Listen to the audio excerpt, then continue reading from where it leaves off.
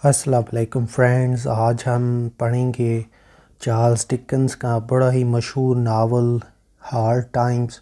तो ये जो नावल है ये पब्लिश हुआ था 1854 यानी 1856 में। और ये एक इंडस्ट्रियल नावल है और आपको यहाँ पर इसका जो सब टाइटल है वो भी जानना चाहिए। इसका जो सब टाइटल है वो है hard type for these times, ये इसका सब टाइटल है। और ये जो नावल है इसके 3 पार्ट्स हैं। पहले पार्ट का जो नाम है सोइंग, फिर दूसरे का है रीपिंग, और जो तीसरा है उसका मतलब होता है गार्नरिंग। यानी सोइंग का मतलब होता है बीज उगाना, और फिर रीपिंग का मतलब होता है काटना, और जो गार्नरिंग का मतलब होता है इसका मतलब होता है इकट्ठा करना, डिपॉजिट करना। तो हमें ये पता चलता है कि ये जो नावल है ये कॉक टाउन का एक इलाका है। ज़ाहिर है एक फ़िक्शनल ये इलाका है, और इसके अंदर एक टॉमस गार्डग्राइंड नाम के एक टीचर रहते हैं। ये एक सियासतदान भी हैं, एजुकेशन रिफॉर्मर भी हैं। इन्होंने अपना एक स्कूल चलाया हुआ है, और स्कूल के अंदर ये अपने स्टूडेंट्स को ये नसीहत करते हैं कि आप फैक्ट्स के ऊपर इम्पोर्टेंस दें, फैक्ट्स को इम्पोर्टेंस दें, अपनी सेल्फ़ इंटरेस्ट को इम्पोर्टेंस दें। और जो जो जिन चीज़ों से ये मना करते हैं वो है इमेजिनेशन और इमोशंस। यानी अपने स्टूडेंट्स को ये कहते हैं कि अगर आपको अपना फ़ायदा नज़र आ रहा हो तो अपने फ़ायदे की तरफ जाना, इमोशंस को और इमेजिनेशन को अंदर मत लाना। इनके 5 बच्चे हैं, लेकिन जो सबसे इम्पोर्टेंट है जो मेन रोल प्ले करेंगे इस नावल में वो टॉम है और लॉइज़ा। ये बस आपने इन दोनों बच्चों के नाम ही याद रखने हैं, क्योंकि सारी कहानी इन्हीं के गिर्द ही घूमती है। तो जो हमें ये बात भी पता होनी चाहिए कि लॉइज़ा की शादी हो चुकी है मिस्टर बाउंडरबी के साथ। और लॉइज़ा की शादी टॉमस गार्डग्राइंड ने इसलिए करवाई मिस्टर बाउंडरबी के साथ ताकि इसका जो भाई है टॉम, इसको क्लर्क की जॉब मिल सके एक बैंक में। वो जो बैंक के जो मालिक हैं वो मिस्टर बाउंडरबी ही हैं। तो ये जो शादी थी ये सिर्फ़ इस नीयत के साथ करवाई गई लॉइज़ा की मिस्टर बाउंडरबी के साथ, ताकि जो टॉम है उसका मुस्तकबिल सिक्योर हो सके। अब हमें ये बात भी यहाँ पर समझनी होगी कि इस नावल के अंदर एक हमें सीसी जॉब का किरदार भी मिलेगा। ये जो सीसी जॉब है ये वो लड़की है जो कि एक सर्कस के अंदर इसका वालिद जो था वो काम किया करता था। लेकिन जब सर्कस उस इलाके से गया, यानी सर्कस जब वहाँ से डिपार्ट हुआ, तो इसका जो वालिद था उसने जानबूझकर अपनी बेटी को पीछे छोड़ दिया ताकि ये जो बेटी है ये मेरे ऊपर बोझ ना बन सके। तो वहाँ से टॉमस गार्डग्राइंड इस सीसी जॉब को अपने घर ले आया, और घर में ये एज अ सर्वेंट के तौर पर काम किया करती थी। अब जो सीसी जॉब है ये काफ़ी ओपोजिट ख़यालात रखती है टॉमस गार्डग्राइंड के। यानी टॉमस गार्डग्राइंड तो है ना, वो तो बात करते हैं फैक्ट्स के ऊपर, सेल्फ़ इंटरेस्ट के ऊपर। ये जो सीसी जॉब है ये काफ़ी इमेजिनेटिव भी है, काफ़ी इमोशंस भी रखती है। तो मिस्टर गार्डग्राइंड पूरी कोशिश करते हैं कि सीसी जॉब जो है वो मेरे बच्चों से दूर रहे, और मेरे जो स्टूडेंट्स हैं इनसे भी दूर रहे, क्योंकि सीसी जॉब जो है इसका काफ़ी बुरा असर पड़ सकता है मेरी टीचिंग के ऊपर। जो मैं बच्चों को सिखा रहा हूँ इसके तो नज़रियात बिल्कुल ही ओपोजिट हैं। तो तो ये एज अ सर्वेंट के तौर पे काम करती है टॉमस गार्डग्राइंड के घर। तो जो नेक्स्ट यहाँ पे लिखा हुआ है आपकी स्क्रीन पर वो मिस्टर बाउंडरबी ही हैं। मिस्टर बाउंडरबी कहते हैं कि वो एक सेल्फ मेड मैन है, और एक कहानी अपनी सुनाते थे कि मैं बड़ा हुआ हूँ एक गटर में, मेरी माँ ने मुझे छोड़ दिया था, मैं आज जो कुछ भी हूँ अपने बलबूते की वजह से हूँ। और ये इंडस्ट्री भी इन्होंने लगाई हुई है, साथ में ये बैंकर भी हैं और काफ़ी अमीर आदमी ही हैं। और ये मिस्टर बाउंडरबी ही हैं जिनके साथ लॉइज़ा की शादी हुई है। अब हम नेक्स्ट ये देखते हैं कि बाउंडरबी ज़ाहिर है, जो जैसे मैंने अभी आपको बताया वो लॉयज़ा के शौहर हैं। अब बिल्कुल सब कुछ इसी तरह ही चल रहा होता है, शादी भी चल रही होती है। अब जब कहानी के अंदर एक साल गुज़रता है तो एक नया किरदार आता है कहानी के अंदर, और इसका नाम है जेम्स हार्टहाउस। और ये पूरी कोशिश कर रहे हैं कि मैं पॉलिटिक्स में अपना नाम बनाऊं। ये मुख्तलिफ़ फ़ील्ड्स में गए हैं, वहाँ से तंग आ गए हैं, और अब इन्होंने कोशिश की है कि मैं ज़रा पॉलिटिक्स के अंदर भी अपना नाम कमाऊं, क्योंकि दूसरी फील्ड से ये काफ़ी तंग आ चुके हैं। जेम्स हार्टहाउस, आप याद रखिएगा, ये लॉयज़ा को ना सीड्यूस करते रहते हैं, इसी के पीछे लगे रहते हैं। यानी जैसे ही ये आते हैं और इनको ये पता चलता है कि ये जो लॉयज़ा है ये मेरे ही जो बेस्ट फ्रेंड हैं और मेरे जो पार्टनर हैं थॉमस गार्डग्राइंड, उनकी बेटी हैं, तो इसको पूरा वर्गलाने की ये कोशिश करते हैं जेम्स हार्टहाउस। अब जिस फैक्ट्री के मालिक मिस्टर बाउंडरबी होते हैं, तो मिस्टर बाउंडरबी अपने मुलाजमों को बड़ा ही ना क्रूअल तरीके से ट्रीट करते हैं, और एक स्पेशल नाम भी इनको दिया हुआ होता है हैंड्स का, HANDS, हैंड्स, मतलब कि उनको बड़े क्रूअल तरीके से ट्रीट करते हैं। तो ये जो मज़दूर हैं इन्होंने अपनी एक यूनियन बना ली है, और यूनियन बनाने का मेन मकसद ये है कि हम जो अपने मुतालबात हैं वो मनवा सकें मिस्टर बाउंडरबी से।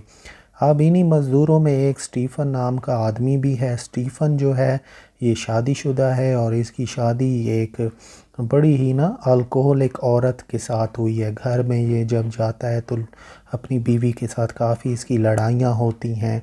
अपनी बीवी को ये बिल्कुल भी पसंद नहीं करता, और ख़ास तौर पे इसकी बीवी जो है ना वो कई कई दिनों तक गायब हो जाती है इसके घर से।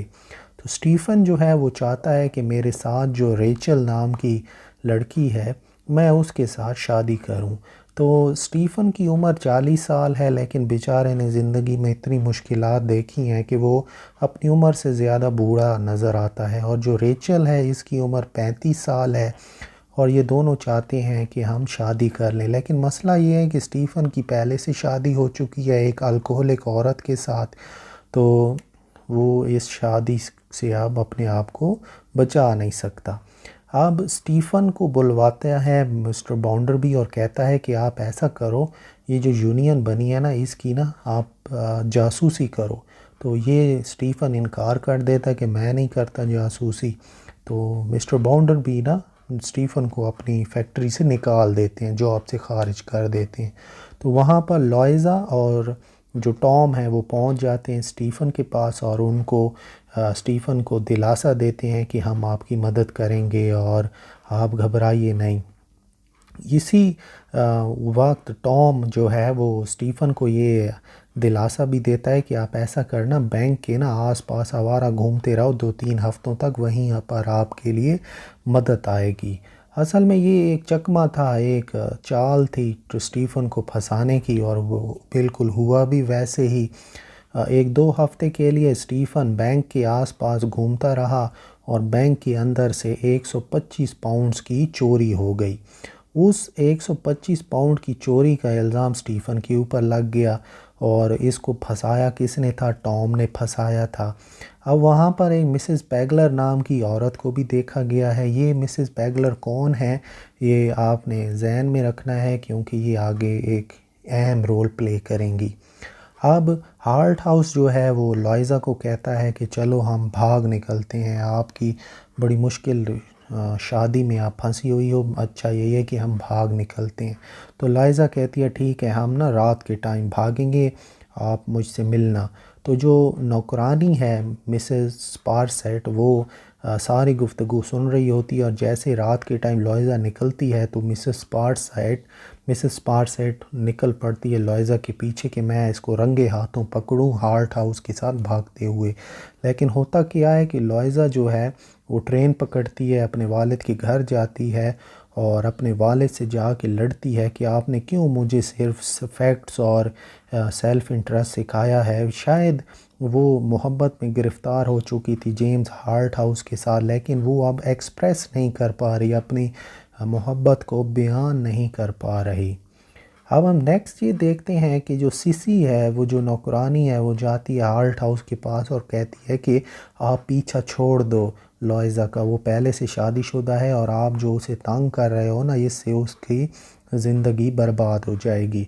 तो दूसरी तरफ जो नौकरानी थी मिसेस पारसेट, वो भाग के जाती है मिस्टर बाउंडरबी के पास और कहती है कि आपकी जो बीवी है लॉइज़ा, उसका अफेयर चल रहा है हार्ट हाउस के साथ और ये दोनों भागने के चक्कर में हैं। तो वहाँ पर जो आता है मिस्टर बाउंडरबी, वो भागता हुआ आता है और टॉमस गार्डग्राइंड के घर और कहता है कि मेरी बीवी मुझे वापस करो।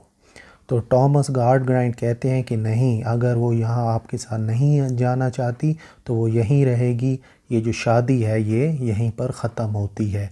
तो नेक्स्ट हमें ये पता चलता है कि जो स्टीफ़न के ऊपर इल्ज़ाम लगा था कि इसने चोरी की है, वो वहाँ से भाग जाता है और भागने के बाद कई दिनों के बाद वो वापस आता है। जब उस इलाके में भागता वो इसलिए ताकि उसको पुलिस ना पकड़ ले, वो वापस आता है तो वो एक गड्ढे में गिर जाता है और उसकी हालत बहुत ज़्यादा ख़राब हो जाती है। जो साथ वाले मज़दूर हैं वो उसको उठाते हैं, सीसी जॉब और रेचल उसको घर ले जाते हैं, जहाँ पर रेचल का हाथ पकड़ा हुआ होता है स्टीफ़न ने, और वहीं पर उसकी मौत वाक़ई हो जाती है और एतराफ़ करता है कि मैंने बैंक से चोरी नहीं की।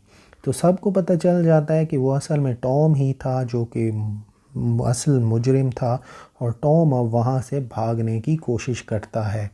पूरी अब टॉमस गार्डग्राइंड पूरी कोशिश करते हैं कि हम किसी तरीके से टॉम को ना इंग्लैंड से रवाना कर दें ताकि ये किसी के हाथ ना आए।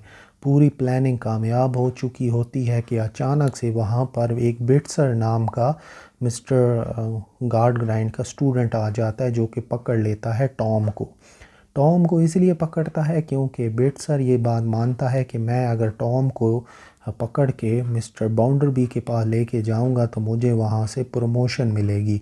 और ये सच भी था, और यही सब कुछ तो टॉमस गार्डग्राइंड अपने स्कूल में सिखाते थे कि आप बस अपने बारे में सोचो, दूसरों की परवाह ना करो। तो अब टॉमस गार्डग्राइंड को एहसास हुआ है कि मेरी टीचिंग कितनी गलत है, यानी मैं अपने बेटे को बचा रहा हूँ और मेरा ही स्टूडेंट आया खड़ा है मेरे बेटे को पकड़ने के लिए ताकि वो प्रमोशन हासिल कर सके।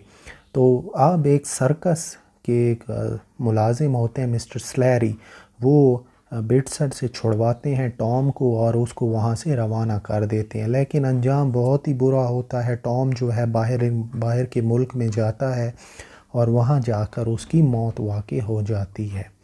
अब बाउंडरबी की जो रियलिटी है वो भी सबके सामने आ जाती है। मैंने आपको पीछे बताया था कि एक मिसेस पैगलर नाम की औरत हर साल में एक दिन आती है उस कॉकटाउन के इलाके में मिस्टर बाउंडरबी का पूछने के लिए कि वो कैसा है। असल में ये जो मिसेस पैगलर थी यही मिस्टर बाउंडरबी की माँ थी, और ये जो अपनी कहानी वो सुनाते थे कि मुझे गटर में छोड़ दिया था मेरी माँ ने, मैं सेल्फ मेड बंदा हूँ, ये सारी झूठी कहानी थी। असल में मिस्टर बाउंडरबी ने अपनी माँ को रजामंद कर लिया था कि आप यहाँ से चली जाओ और मैं अपनी परवाह खुद कर लूँगा, आप दुनिया के सामने क्रेडिट मत लो, मैं अपने देखभाल खुद कर लूँगा। तो जब मिस्टर बाउंडरबी की रियलिटी सबके सामने आती है कि ये तो मिसेस पैगलर का बेटा है और इसने जानबूझ के अपनी माँ को भगाया था और ये तो काफ़ी अमीर घराने से पहले से ही इसका ताल्लुक़ है, तो मिस्टर बाउंडरबी बहुत ज़्यादा शर्मिंदा होते हैं और कहीं किसी को भी मुंह दिखाने के लायक नहीं रहते। और 5 साल के बाद इनका बहुत ही बुरा अंजाम होता है। टॉमस गार्डग्राइंड जो हैं वो अपनी टीचिंग को चेंज कर लेते हैं और अब वो लोगों को इमोशंस के बारे में तालीम देते हैं और अखलाकियात के बारे में, और वो जो फैक्ट्स और सेल्फ़ इंटरेस्ट वाली टीचिंग थी उनको बिल्कुल ही छोड़ देते हैं। लॉइज़ा जो है वो बिल्कुल भी शादी नहीं करती अपनी ज़िंदगी में, आने वाली ज़िंदगी में, और वो अनमैरिड रहती है। सिसी जो है ये शादी कर लेती है और काफ़ी अच्छी अपनी ज़िंदगी गुजारती है। और रेचल जो कि स्टीफ़न के साथ मोहब्बत में गिरफ़्तार थी, लेकिन अब स्टीफ़न तो नहीं रहा, इसीलिए रेचल जो है वो स्टीफ़न की जो शराबी अल्कोहलिक बीवी है उसका देखभाल करती रहती है, उसको सेहतमंद करने की पूरी कोशिश करती रहती है। तो यहाँ पर ये जो नावल है वो इस तरह से ख़त्म हो जाता है और थॉमस गार्डग्राइंड को आखिरकार अपने गलत टीचिंग का एहसास हो जाता है।